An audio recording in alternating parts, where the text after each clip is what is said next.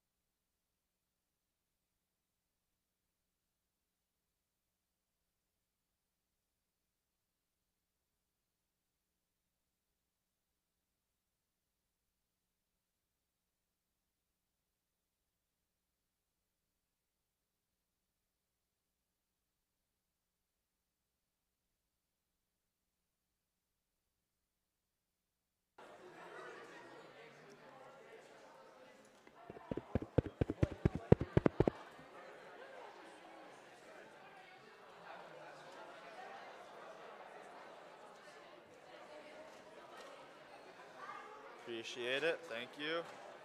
Thanks all around. Yep.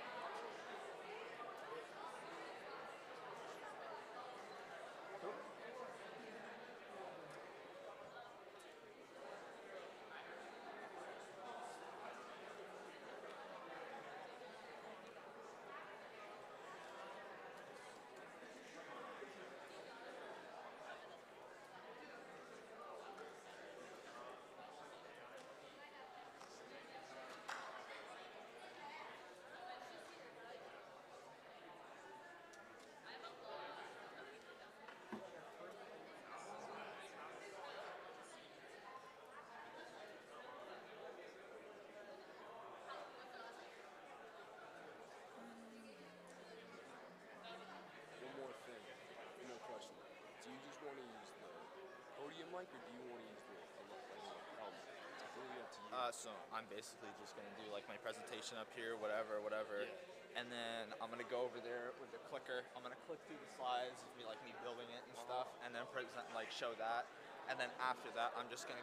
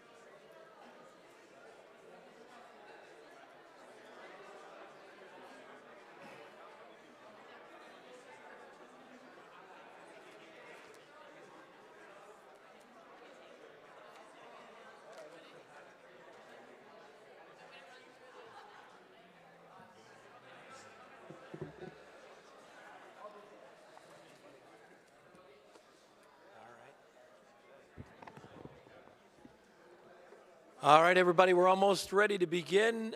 First order of business, did anybody forget to check in for attendance? So, if you guys could just come forward, please.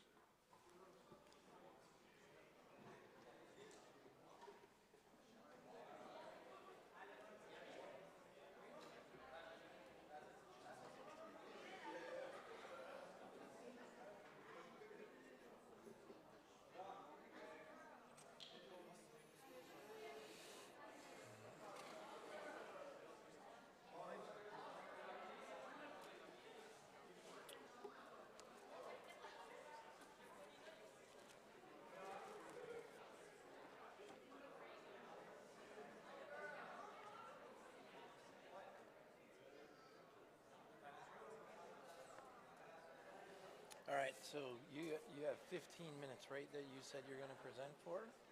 Oh, yeah, I may need a little more, like 20, because it may be like about 15 All right, minutes. good. So me we'll presenting. start. Okay, Then I'm gonna play afterwards, so I may need just a little bit more time. all right, so we'll start early then. Okay.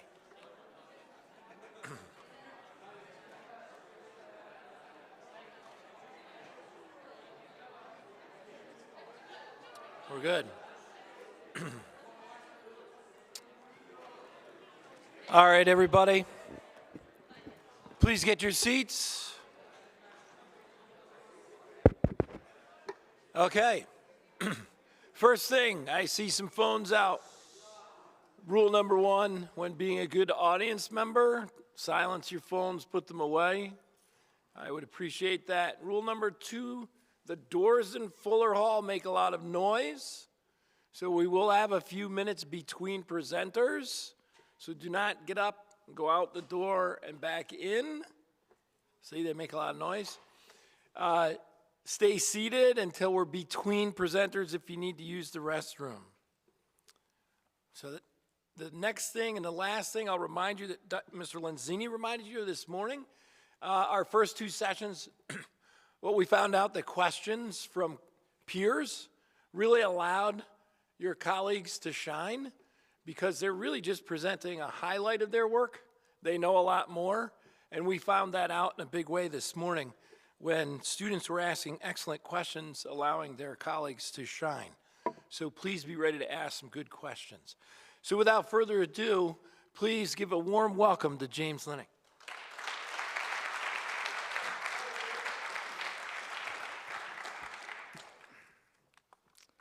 I was about 11 years old when I got my first guitar. I was at my grandmother's house, and her husband was a big guitar player. I knew a couple of chords, and I was just messing around on one of his guitars. He said that he'd be right back. After he got back, he came back with this red SG knockoff Silvertone guitar with a karaoke amp that had a plug-in for quarter-inch cable. I remember feeling so excited that I would have my very own guitar. I remember taking it home that night and playing too loud in my living room while my parents listened to the ear-bleeding sound that was me playing the same 3 chords over and over again for hours on end. After that, I started taking music lessons with Miss Tobin at Concord School. It was a struggle because I didn't really know what I was doing, and immediately after I left the music room, I pretty much forgot everything she taught me. But after that little bit of hiccup, I got quite a bit better. So one day, I decided to go to Guitar Center to get some guitar pedals and make your guitar sound different. And I remember going there and I saw this black guitar, and I picked that thing up, and it was a Jackson Dinky. Most of you probably don't know what that is. Probably should have a picture of it. But so after I picked that up and started playing it, it felt like I was driving a Ferrari compared to what I was playing before. And I knew that I definitely had to level up my game. So the song that I started to really learn how to play was Master of Puppets. It's a Metallica song. Most of you probably know it from the last episode of Stranger Things where Eddie's on top of the RV and upside down just absolutely shredding while they have this epic battle with Vecna. Anyways, that was a song that really challenged me the most in all my years of guitar playing and struggling, and the pains of the tips of my fingers paid off. It was like I became a guitar god only after 2 weeks, but that really wasn't the case. It was just me loving the instrument and keeping with it. Over my junior and senior years at the academy, I've been taking the woodworking classes every semester, and every chance I got, on my free blocks, I would be in there. I would always ask Mr. Stark, can I build a guitar? Can I build a guitar? And he had the same reaction over and over again. It's too hard, it's too difficult, time-consuming, expensive, no. But obviously I wore him down because I built one, and this was my capstone. But he was right. It was very difficult. Hi, my name is James Lunny. For my capstone, I built an electric guitar. Before I start, I would like to give a special shout out to Mr. Stark for supporting me through this process and donating the wood that you see before you out of his personal collection. I would also like to thank Chef Hale for supporting me as well. He's my capstone teacher. He's been one of the best teachers I've had at the academy. Not saying that all of you aren't the best teachers. So, this is me. as a young child in the guitar store playing a guitar. So before we start, I want to go over the anatomy of a guitar. So you can see the body and the neck. So we'll start off at the tailpiece. The tailpiece is basically what holds the strings on the body of the guitar. Next is the bridge, which bridges, the strings over the neck and onto the nut, which is on the farther end. Next is the control volumes. Those, pretty much self-explanatory, control the volume. Then there's the pickups, which pick up the vibrations of the strings, turn it into electricity. I'll talk about that later, and create the noise that you hear when you turn on the amp. The next is the pickup switch. That just switches between the pickups so you can have various sounds. Next is on the neck, you have the frets, which are just little pieces of metal that are a specific measurement away from each other to create the notes on the guitar. The next thing is the nut, which is basically one of the two things that the strings actually touch on the guitar, so it's floating across the neck and the pickups. On the headstock, you have your tuners, which are just little pieces of metal with a knob that you can turn, and it changes the pitch of the strings and notes and everything. So I'll take you through a little bit of the history of the Gibson Explorer, which this guitar is based off of. The Gibson Explorer was patented in 1958 by Gibson Incorporated. The name Explorer wasn't its original name. It was called the Futura at the start. This guitar, along with the Flying V and the Moderna, Gibson called its trio of modern-looking guitars. Now, this is back in the 50s, so modern was different. Some can speculate that Gibson and Fender had an ongoing rivalry, starting with the Telecaster in 1951. Then the Gibson Les Paul came out in 1952. Les Paul said that Leo Fender's Telecaster was too plain, and it was the common man's guitar. That was only because he was a snob. After that, the Fender Stratocaster came out in 1954. The Strat was the most futuristic-looking guitar with a double cutaway and a vibrato bridge. That was something that the world had never seen before. After that is when Gibson came out with a line of modern-age futuristic guitars, which this is one of them. So now I want to talk about pickups. What makes an electric guitar make sound? Well, it's common sense that an acoustic guitar has a sound hole, which is the picture on the right. That is a sound hole. The vibration of the strings create sound, thus resonating through the sound barrier and the hollow shell inside. But the electric guitar does not have that. Not solid body guitars anyways. Well, what makes the electric guitar make noise then? Well, it's the pickups. Pickups are an electromagnetic device that work by sensing the vibration of the string, thus turning it into electricity. Pickups use a coil method, which is just a thin copper wire wrapped around magnets, which there are 6 magnets for 6 strings, and the magnets are directly above those 6 magnets. Depending on how many times the coil is wrapped around the magnet, it can make the sound greater or it can make the sound quieter. According to Cornell University, the basic physics behind a pickup is Faraday's law of induction. It states that a changing magnetic field can cause an electromotive force in a nearby wire.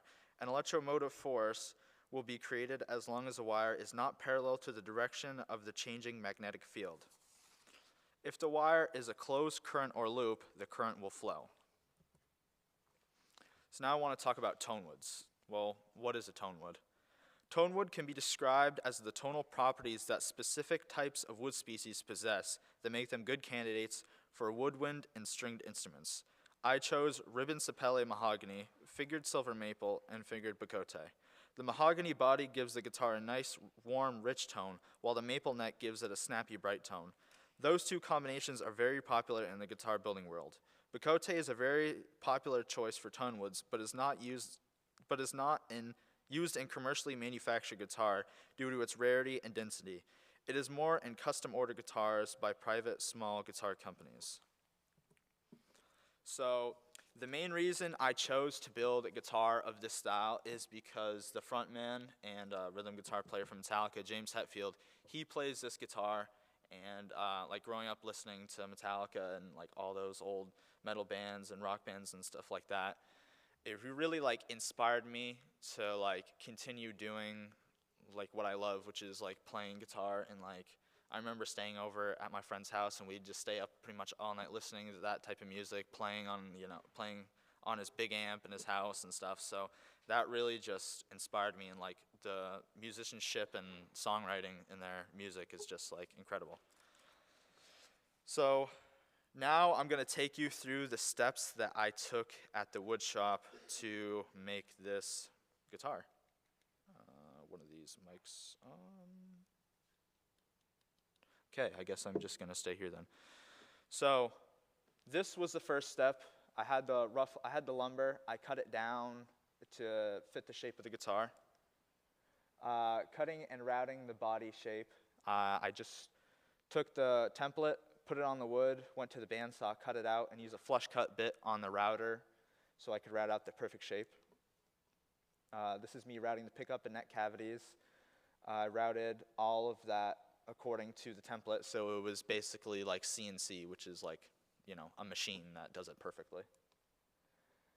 Next is cutting and sanding the headstock angle. The headstock angle is the top of the guitar. It's at a 13-degree angle, so I had to take it on the bandsaw, cut it, and Mr. Stark helped me get that completely flat, so when I glued it up, there was no gaps in between it. Constructing and cutting the neck was kind of difficult because it has to be perfect, so there's a picture of it roughly cut, and then the other picture is it completely cut to where it needs to be. Routing the neck pocket and test fitting. The neck pocket is where the neck fits into the body. I just routed that out, had to fit it so it was perfect. Putting the neck break angle on the shim. The neck has a 3-degree angle. I had to make a little shim to put on the bottom of the heel so the neck would be perfect. Rounding out the truss rod. The truss rod is inside the neck, and you can access it through the headstock. You just take an Allen key and you just turn it, and that basically moves the neck, like it contours it, so if you're in a really humid setting or really dry setting, the neck will move, and so you can move it back so it can play nicely. Marking the lines for the frets. This is a very important process because if you don't mark the frets correctly when you go to cut them, the notes will sound totally different. You can only be like 1.5 millimeters off, so this has to be completely perfect. The next was gluing the fretboard on. That's pretty self-explanatory. I just glued it on the neck. Cutting the fret slots. I didn't have the best setup to do this. I just used a Japanese pole saw, which is common practice for people who do this, professionally. And people have table saw blades that they use as well. Gluing the headstock veneer on so it matched the body so it just looked good. Carving the neck. I'd use a rasp and carve the neck because on the back of the neck there's a contour so your hand can fit nicely on there. Sanding the neck so there's no rasp marks and scratches and what have you. The final sanding before putting finish on and stuff like that. Setting up to install the frets. I cut all the frets and marked them because they're slightly different lengths, so everything was organized. Installing the frets, I just took a hammer and installed the frets in the little slots because there's a little tang that sits down in there. There was a little gap between the neck and the body. Most of the time you don't have this, but I'm not a professional, so I didn't do it correctly. So I took 5-minute epoxy, I mixed up some mahogany sawdust, and just filled those gaps. Leveling the frets. After you put the frets in, you have to level them so they are all completely flat, and then you have to re-crown them so they have like a crowning like this on them. When I drilled the holes for the tuners, I didn't take into account that I put a little heel on the back of the neck that goes down too far into the neck, so it's not completely flat for the tuners to sit in there. So I had to chisel out a little spot for the last tuner. Final product before finishing it. These are the finishing stages. I used nitrocellulose, which is an instrument lacquer, that you have to use in a spray gun and spray it on. So those are the first 1 or 2 coats, I think. These are the final coats. I took it outside so we didn't gas Streeter Hall and it didn't smell bad. Installing the tuners, that was a breeze pretty much. The wiring, the pickups have wiring. The good things about these pickups is most of them, like you have to use a soldering iron and all that stuff. These just clip together, so it was a lot easier. The last picture is me at home doing it over break. Finished wiring, installing the pickups, stringing it up, just putting the strings on it. And then this is the final product, which you can see up here, but the lighting's really good in this picture, so. And that is it. Thank you.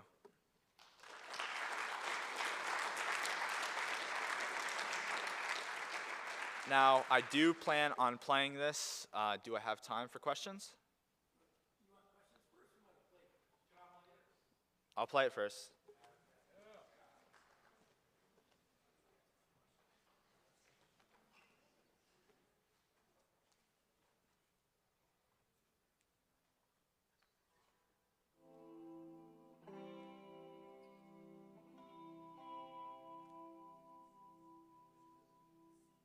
So this is a clean tone, a little bit of reverb.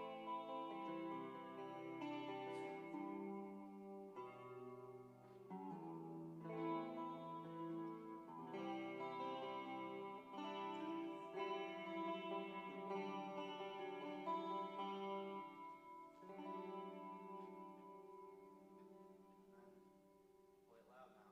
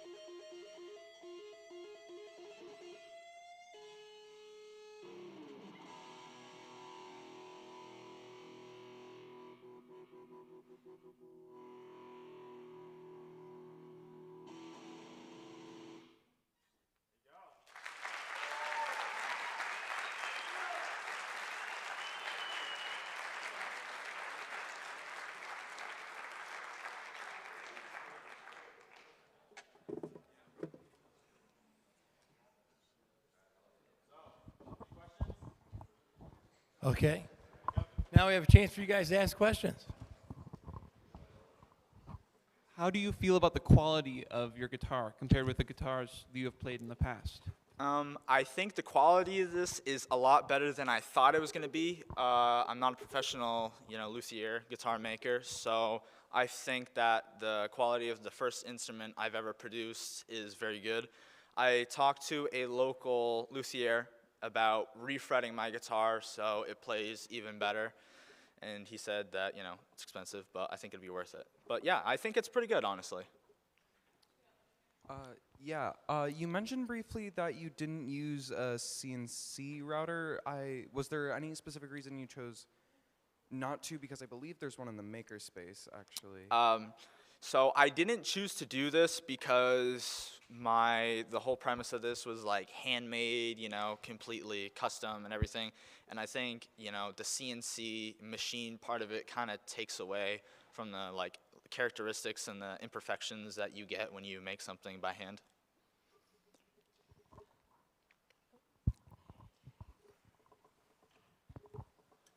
How much does it?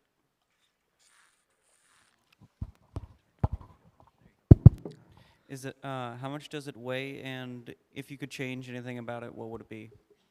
I actually haven't weighed it. I'm gonna go ahead. It's on the heavier side because it's a really big guitar. I'm gonna go maybe 7-ish pounds, maybe, I don't know. And if there's anything I could change about it, probably one of the things I would do to change it is probably on the back of the headstock where the tuners are located. I would probably, if I could, go back and make sure everything fits properly before I go ahead and just start cutting things and doing things, because I was kind of on a time crunch, so I'd probably go back and change that.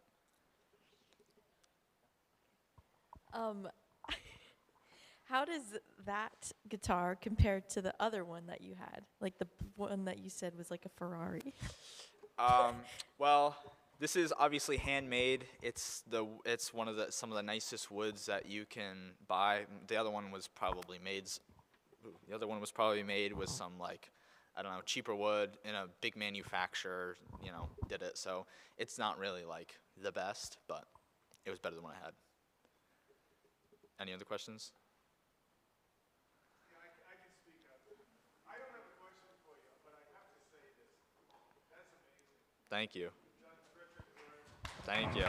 Thank you. That's good. Thanks, Steve. Is that it? Cool. All right. One last round of applause for James Lunny.